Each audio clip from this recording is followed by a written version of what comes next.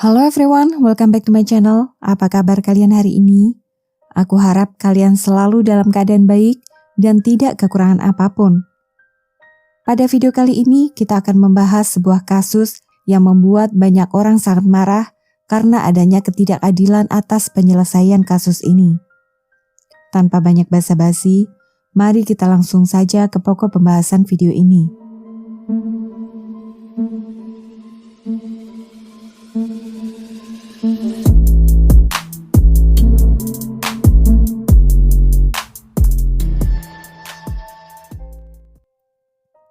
Cerita diawali pada tanggal 15 Juni 2013 di kota Burleson, negara bagian Texas, Amerika Serikat.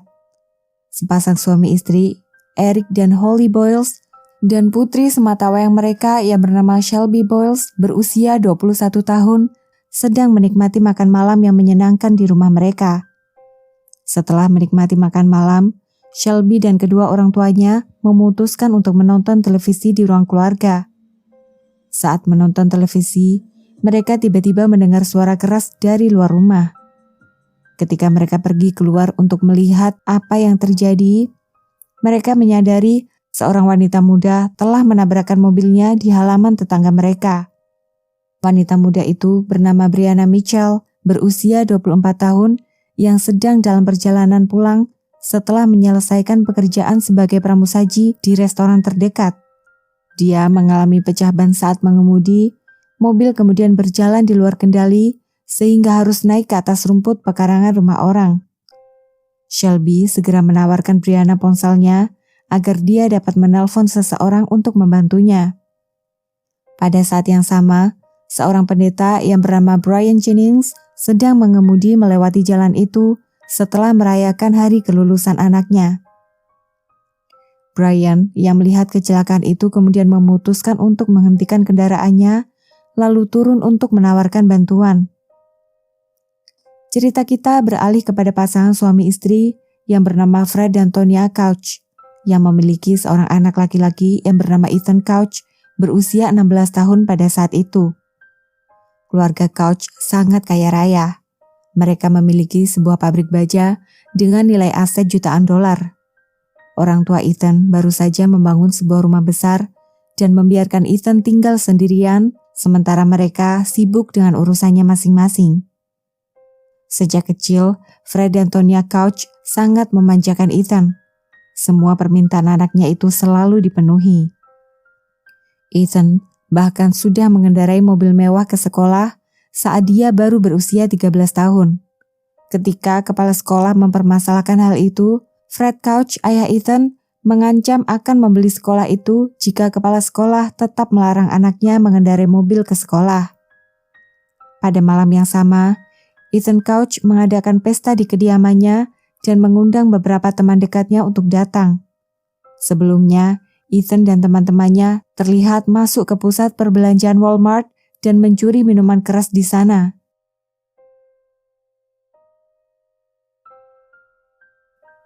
Setelah mengkonsumsi minuman keras secara ilegal, mereka juga menggunakan beberapa zat terlarang pada saat itu. Malam itu, seorang gadis yang hadir di acara pesta itu tiba-tiba ingin membeli sesuatu ke toko swalayan terdekat dan Ethan menawarkan diri untuk mengantar gadis itu walaupun beberapa temannya sudah melarang. Mereka berdelapan akhirnya naik mobil truk warna merah milik ayah Ethan dan pergi bersama ke toko swalayan. Dua orang yang tidak muat duduk di bangku depan dan tengah, akhirnya berbaring di belakang truk. Saat mengemudi, Ethan yang memang sudah mabuk, mengendarai kendaraan dengan sembrono dan melaju dengan sangat kencang. Saat itu, kendaraan Ethan melaju dengan kecepatan 110 km per jam, menabrak bagian belakang mobil Brianna dan terus melaju mengenai 4 orang yang sedang berdiri di pinggir jalan. Mobil Ethan akhirnya menubruk mobil Brian Jennings yang terparkir di pinggir jalan dan berguling terbalik di samping sebuah pohon.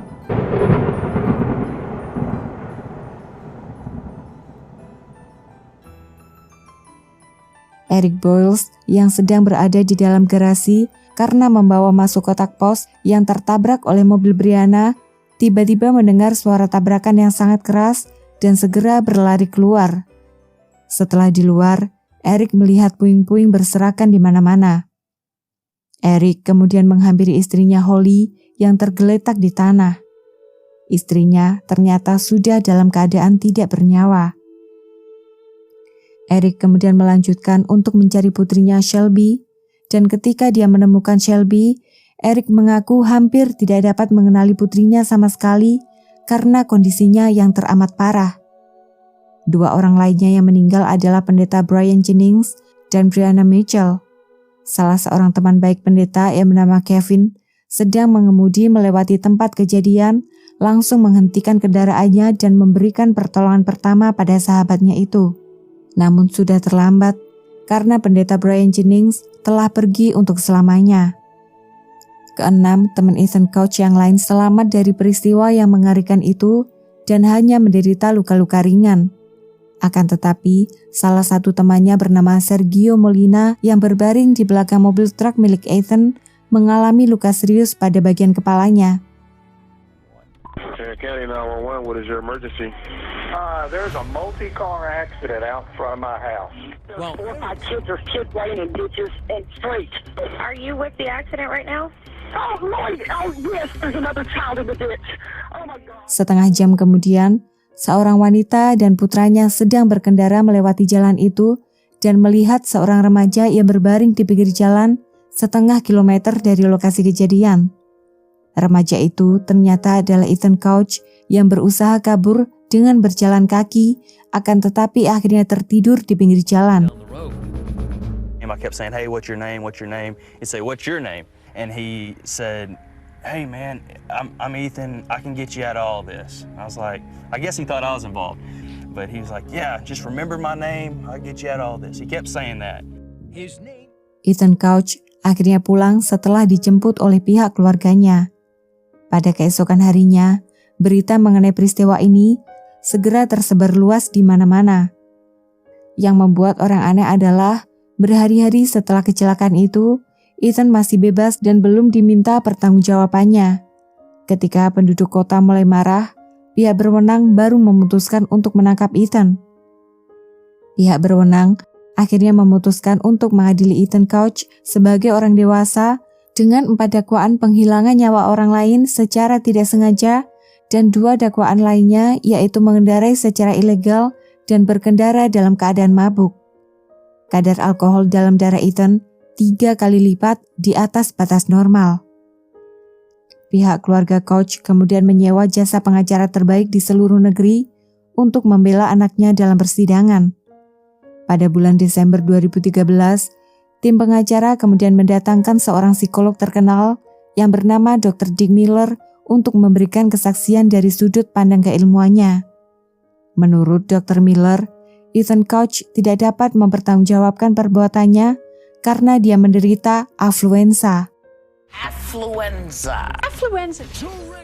Orang-orang yang tidak terbiasa mendengar istilah penyakit itu tentu saja terheran-heran pertama kali mendengar istilah afluenza. Afluenza ternyata adalah istilah medis bagi ketidakmampuan seseorang untuk mengerti konsekuensi dari tindakan mereka sendiri. Ini disebabkan karena status sosial mereka dan terlalu kaya raya. Berita mengenai kasus ini kemudian menjadi berita nasional. Semua orang sangat marah bahwa alasan afluenza ini dapat membuat Ethan Couch terlepas dari tanggung jawab, tidak seperti orang-orang kebanyakan yang harus menanggung konsekuensi perbuatannya sendiri. Dr. Dick Miller juga merekomendasikan agar Ethan Couch dipisahkan dari orang tuanya karena mereka tidak mengajarkan hal yang baik untuk anaknya. Buat orang normal, jika kita tidak sengaja menyakiti seseorang, kita biasanya mengucapkan permintaan maaf. Sedangkan dalam keluarga Couch, jika kau menyakiti seseorang, kirim saja sejumlah uang, selesai sampai di situ. Ketika diwawancara oleh stasiun televisi CNN, Dr. Dick Miller juga mengatakan, bukan rahasia lagi bahwa ketika Anda memiliki uang, Anda bisa mendapatkan segala hal yang lebih baik, termasuk bantuan yang tidak mungkin didapatkan oleh orang miskin. Inilah dunia yang kita tinggali, dan itulah yang terjadi dalam kasus Ethan Couch. Tim pengacara berpendapat bahwa orang tua Ethan tidak terlalu memperhatikan perkembangan mental anaknya dan ini memberikan kebebasan bagi Ethan untuk bertindak sesukanya. Mereka berpendapat bahwa Ethan kesulitan untuk membedakan perbuatan mana yang benar dan mana yang salah. Dalam persidangan, Ethan Couch tidak menunjukkan penyesalan dan perasaan. Ini semakin diperkuat ketika Jean Boyd, hakim yang mengadili kasus ini, hanya mengharuskan Ethan untuk tinggal di pusat rehabilitasi selama 1 tahun ditambah 10 tahun masa percobaan. Yang artinya Ethan tidak harus masuk penjara sama sekali kecuali jika dia melanggar aturan dalam masa percobaannya. Ethan Couch kemudian dikirim ke pusat rehabilitasi Newport Academy yang terletak di negara bagian California. Pusat rehabilitasi ini memiliki fasilitas yang sangat mewah dengan biaya tahunan per orang sekitar $450.000 atau setara 6,5 miliar. Fasilitas mewah ini termasuk ruang gym, lapangan tenis, lapangan basket, kolam renang, trek berkuda, ruang yoga atau meditasi, ruang spa, dan akses pantai pribadi. Di sana, Ethan dapat mengikuti berbagai kegiatan seperti kelas bela diri, kelas memasak, pelajaran menunggang kuda, pelajaran yoga dan meditasi, dan menyalurkan hobi lainnya. Ketika berita mengenai ini beredar luas, orang-orang bertanya apakah ini hukuman untuk orang kaya yang telah mengambil nyawa orang lain secara tidak bertanggung jawab. Masyarakat pun sangat marah ketika mereka mengetahui bahwa Hakim Jean Boyd pada kesempatan lain telah memberikan hukuman yang timpang kepada seorang remaja yang berusia 16 tahun bernama Eric Miller. Eric harus menjalani hukuman penjara selama 20 tahun karena menyetir dalam keadaan mabuk dan secara tidak sengaja menghilangkan nyawa seorang pria. Sayangnya, Eric Miller datang dari keluarga miskin dan hanya tinggal bersama kakeknya yang sudah tua. Saat kasusnya disidangkan, Eric bahkan tidak sanggup membayar jasa pengacara sama sekali. They kept telling us, don't worry, Eric's gonna get probation. Don't worry about it. Singkat cerita, pada bulan Desember 2015, sebuah video trending di Twitter ketika Ethan terlihat sedang minum-minum dan bermain bir pong bersama teman-temannya. Ethan jelas-jelas telah melanggar aturan masa percobaannya, di mana dia seharusnya tidak boleh menyentuh alkohol sama sekali dalam masa percobaannya. Tidak lama setelah video itu dirilis pada tanggal 11 Desember 2015, petugas masa percobaan mengeluarkan surat penangkapan untuk Ethan Couch. Mengetahui soal itu, Ethan kemudian menelpon ibunya. Tonya kemudian mengambil sejumlah uang dari rekening bank dan kabur bersama anaknya ke Meksiko. Pada tanggal 18 Desember 2015, ibu dan anak ini dinyatakan resmi masuk dalam daftar pencarian orang. Hanya 10 hari sejak mereka tiba di Meksiko, yaitu pada tanggal 28 Desember 2015, pihak kepolisian Meksiko berhasil menangkap Ethan dan ibunya di sebuah resort tepi pantai di kota Puerto Vallarta, Meksiko. Ethan ditangkap karena memesan pizza menggunakan nomor ponsel pribadinya.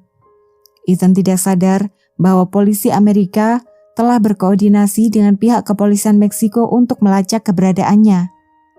1 minggu sebelum penangkapannya, Ethan dikabarkan menghabiskan waktunya untuk minum-minum dan pergi ke beberapa bar di kota itu. Ibu dan anak ini akhirnya dideportasi kembali ke Amerika Serikat. Tonya kemudian dituntut dengan dakwaan membantu menyembunyikan pelaku tindak kejahatan. Sampai dengan video ini dibuat, kasus Tonya Couch masih disidangkan dan belum mendapatkan putusan akhir. Pada tanggal 13 April 2016, pengadilan kemudian menjatuhkan vonis hukuman 2 tahun penjara untuk Ethan Couch sebagai konsekuensi pelanggaran masa percobaan kasusnya terdahulu dan telah mencoba kabur ke Meksiko. Ethan telah menjalani masa hukumannya dan bebas pada tanggal 2 April 2018.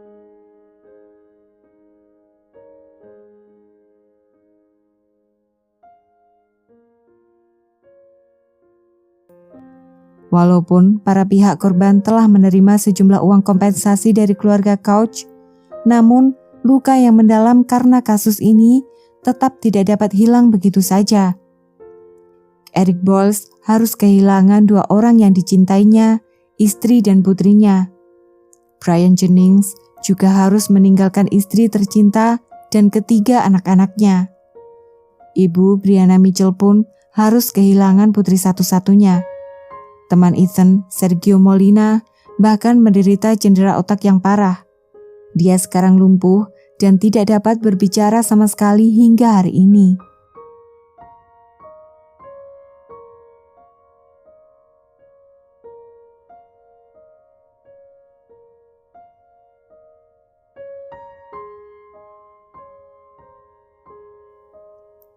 Oke teman-teman, sampai di sini dulu cerita mengenai Ethan Couch.